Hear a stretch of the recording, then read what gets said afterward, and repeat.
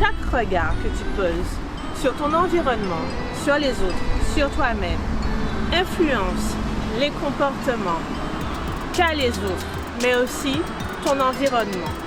Que choisirais-tu aujourd'hui et sur quoi déciderais-tu de poser ton regard?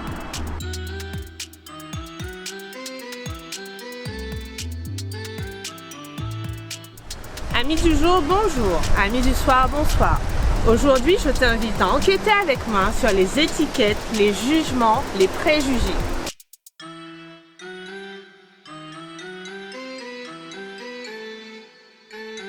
Et toi là qui me regardes, je ne sais pas si tu sais, mais on est confronté dans la vie de tous les jours à tout un tas de choses, aux étiquettes, aux préjugés, aux jugements, et puis aux stéréotypes, et tout un tas d'autres choses de regard posés sur soi et sur l'autre.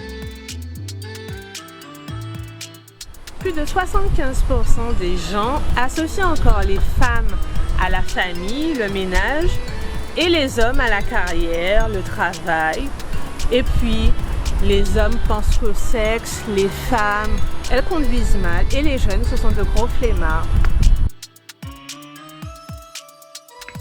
Cela fait vraiment partie d'un phénomène que l'on rencontre dans notre vie de tous les jours. Et si je dois t'expliquer qu'en fait, cela fait aussi partie intégrante d'un processus de construction cérébrale. Il est essentiel à son bon fonctionnement. En effet, le cerveau, pour traiter les informations auxquelles il est confronté en permanence dans la vie de tous les jours, a besoin en fait pour cela de les simplifier et de les classer. Donc, comment il va procéder? Il va procéder en fait en rassemblant ces informations en catégories et en sous-catégories.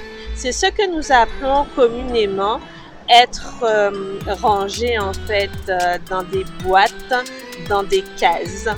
Et cela fait un parallèle en fait avec les étiquettes, les jugements et les préjugés, les généralisations que le cerveau en fait va faire de façon systématique.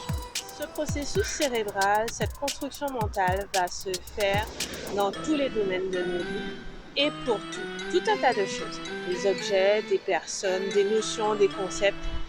Il va vraiment s'attacher à tout ce à quoi le regard va s'attacher. Le regard peut être tourné vers l'intérieur comme il peut être tourné vers l'extérieur.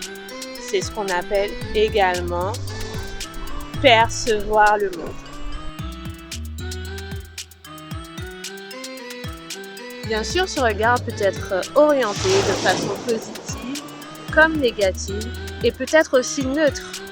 Comme je te l'ai dit dans mes précédentes vidéos, en fait, l'éducation, tes expériences de vie que tu auras reçues, que tu auras vécues, expériences sociales et affectives, auront un grand impact, une grande influence sur tes comportements, ici et maintenant, dans le moment présent. Pour cela, j'ai à cœur de t'inviter à te poser 3 questions. 3 questions qui te permettront en fait d'enquêter sur les étiquettes et sur la quête de toi.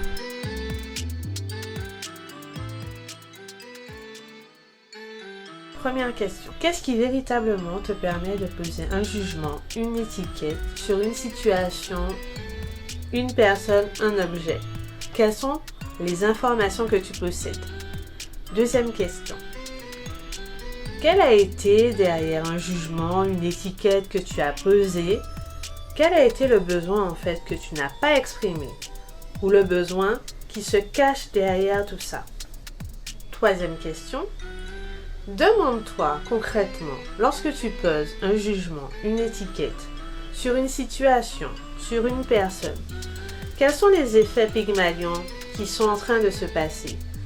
Parce que le regard que tu poses en fait peut influencer le comportement.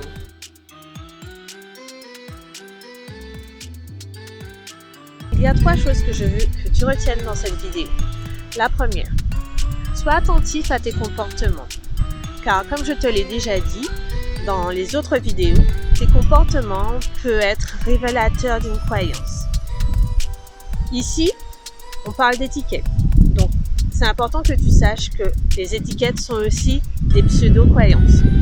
Alors, sois attentif en fait à ton comportement, car en fait, ça peut être sujet à une étiquette, un jugement, un préjugé que l'on a posé sur toi, un regard que l'on a posé sur toi dans ton enfance, depuis ton enfance, et qui en fait guide ton comportement. Est-ce que tu es d'accord avec cette étiquette-là? Est-ce qu'elle est plutôt positive, t'amène à agir de façon positive, de façon négative? Tu as encore le choix.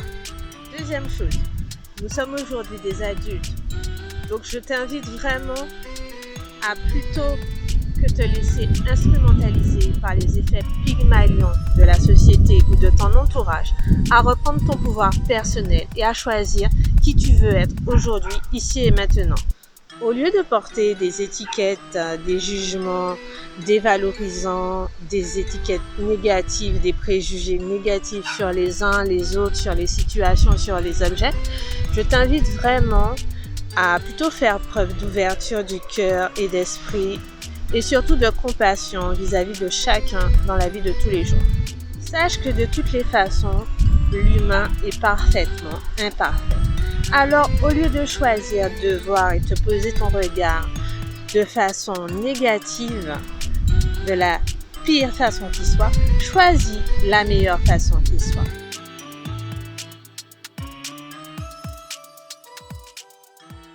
Je suis Life Résonance, exploratrice d'émotions et de possibilités. Comme je te l'ai déjà dit dans mes anciennes vidéos, j'aime beaucoup m'amuser avec l'énergie des mots. Dans cette vidéo, je t'ai parlé de plusieurs choses, d'étiquettes, de jugements, de préjugés, de stéréotypes. Je vais m'attacher à te dire quelle est l'énergie que je ressens pour le mot étiquette. Dans le mot étiquette, on va retrouver l'énergie, en tout cas moi je retrouve l'énergie de cette notion d'éthique, cette conception morale, cette notion morale que tu peux donner et que tu peux poser ton regard sur les choses, les situations et les personnes. Et puis, tu as le quête, cette recherche, cette découverte que tu vas t'attarder à explorer sur les situations, les choses ou les objets. Alors, sache que tu peux aussi ressentir une autre énergie. En tout cas, moi, je ressens également une autre énergie. Lorsque je me connecte à ce mot, il y a aussi une énergie qui me fait penser à la tique. Tu connais ce que c'est qu'une tique? Lorsque la tique s'accroche à ta peau et à toi, elle est là en majeure partie pour te mordre et te sucer ton sang. Du coup, lorsqu'on pose des étiquettes, est-ce que c'est fort agréable? Et puis, il y a aussi cette quête qui me connecte vers plus grand que moi. Cette quête de soi en fait.